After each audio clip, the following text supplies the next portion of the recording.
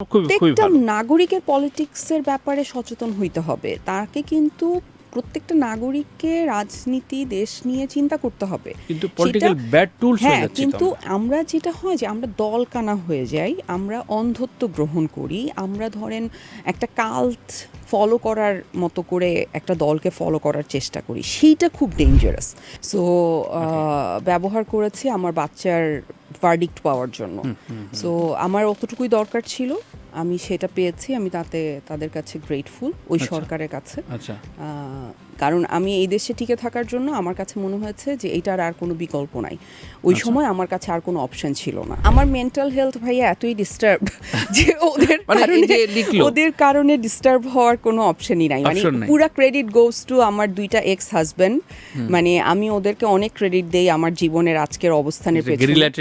হ্যাঁ, যে ওরা আমাকে এরকম গেরিলা ট্রেনিং দিয়েছে, মানে দুইজনই মানে মহান থেকে মহান আর কি। মানে যা ওনারা আমার সাথে করেছেন, এরপরে মানে আর কিছু করার এখন বাকি আছে শুধুমাত্র খুন করে ফেলা। তাদের কাছে আমি অনেক গ্রেটফুল যে তারা আমাকে আজকে বাঁধন হতে অনেক হেল্প করেছে। তার মানে নতুনভাবে নতুন কোনো দলের ক্যাম্পেইনে তুমি আর কনসাসলি যেতে চাও না, নাকি দেখতে চাও?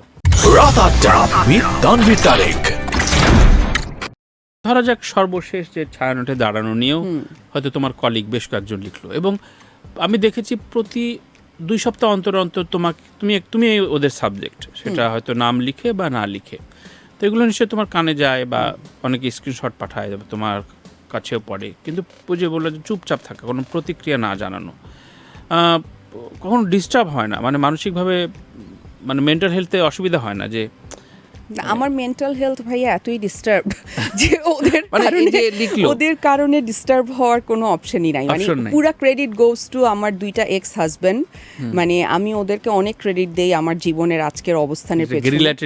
হ্যাঁ, যে ওরা আমাকে এরকম গেরিলা ট্রেনিং দিয়েছে, মানে দুইজনই মানে মহান থেকে মহান আর কি। মানে যা ওনারা আমার সাথে করেছেন, এরপরে মানে আর কিছু করার এখন বাকি আছে শুধুমাত্র খুন করে ফেলা। মানে এইটা ছাড়া, যে শ্যুট করে দিল কিংবা এসে মেরে ফেললো, এইটা করা ছাড়া মানে বাকি আর কিছু রাখেন নাই তারা দুইজন। সো তাদের কাছে আমি অনেক গ্রেটফুল যে তারা আমাকে আজকে বাঁধন হতে অনেক হেল্প করেছে।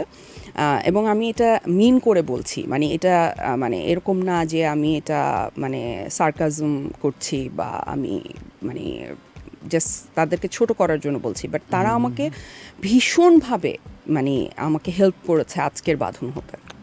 ধরো আমরা দেখেছি, তুমি যদিও এটার ব্যাখ্যা দিয়েছো এর আগে আমার একটা শোতে, যে এর আগে আওয়ামী লীগের হয়ে তুমি ক্যাম্পেইন করেছো।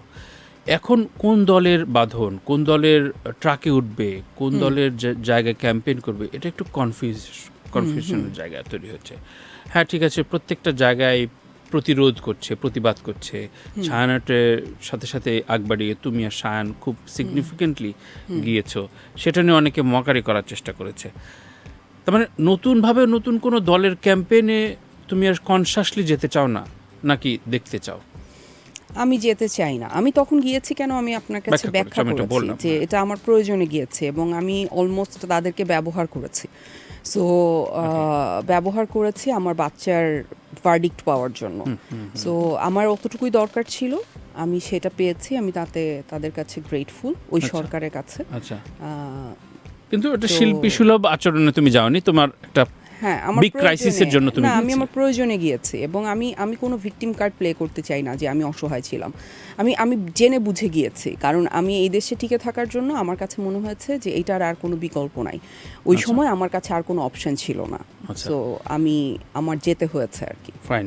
ধরো আমরা যেই সমাজে এখন বাস করি আফটার 5 অগাস্ট, সহনশীলতার জায়গায় পলিটিক্যাল সিনারি বাদ দিলাম, আমাদের যে শিল্প সংস্কৃতির যে মানুষগুলো সহনশীলতার জায়গায় এখন কোন পর্যায়ে আছে? যেই দলই আসুক, দল পাল্টাক বা আগামী 10 বছরের সমাজটায় কি আমাদের ক্রোধ কি কমবে, এই যে পারস্পরিক ক্রোধগুলো? এটার জন্যই তো কাজটা করতে হবে। আমি তো আপনাকে বললামই যে আমাদের মন মানসিকতার পরিবর্তন আনাটা ভীষণ জরুরি।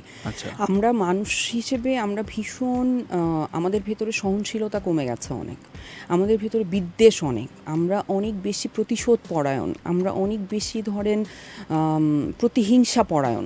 সো আমরা এত পলিটিক্যাল কেন কিভাবে হইলাম আর না না, পলিটিক্যাল হওয়া তো খুবই ভালো কথা ভাইয়া। পলিটিক্যাল কনসিয়াস হওয়া খুবই প্রত্যেকটা ভালো। নাগরিকের পলিটিক্সের ব্যাপারে সচেতন হইতে হবে, তাকে কিন্তু প্রত্যেকটা নাগরিককে রাজনীতি দেশ নিয়ে চিন্তা করতে হবে। কিন্তু পলিটিক্যাল ব্যাড টুলস হয়ে হ্যাঁ, যাচ্ছে কিন্তু আমরা যেটা হয় যে আমরা দলকানা হয়ে যাই, আমরা অন্ধত্ব গ্রহণ করি, আমরা ধরেন একটা কাল্ট ফলো করার মতো করে একটা দলকে ফলো করার চেষ্টা করি, সেইটা খুব ডেঞ্জারাস। মানে সেইটা আমার ক্ষেত্রে কি হয়েছে, আমার বাবা ভাইয়ের সাথেও কিন্তু আমার বিভিন্ন জিনিসের দ্বিমত আছে। সো তাদেরকে কি আমি ভালোবাসি না? আমি তো তাদেরকে প্রচণ্ড ভালোবাসি। সো কিন্তু তাদের সাথে আমার দ্বিমত আছে এবং তাদের অনেক কাজ আমার পছন্দ না, এবং সেটা আমি বলতে পারি। এইটাই তো হওয়ার কথা। এখন আমার বাবা ভাইয়েরও অনেক কিছু আমার অনেক কিছু তাদের ভালো লাগে না, তারাও কিন্তু আমাকে বলে যে তোমার এটা ভালো লাগে না, কিন্তু তাই বলে কি ওরা আমাকে ডিজোন করতেছে বা আমার উপরে কোনো মানে হিংসাত্মক আচরণ করতেছে বা এমন কিছু করতেছে যেটা আমার হার্ম হচ্ছে, এরকম করতেছে না তো। বিকজ আমরা একটা সাম্যাবস্থায় আছি, আমাদের মতের অমিল আছে, আমাদের অনেক কিছুতে দ্বিমত আছে, বাট আমরা একটা সাম্যাবস্থায় আছি।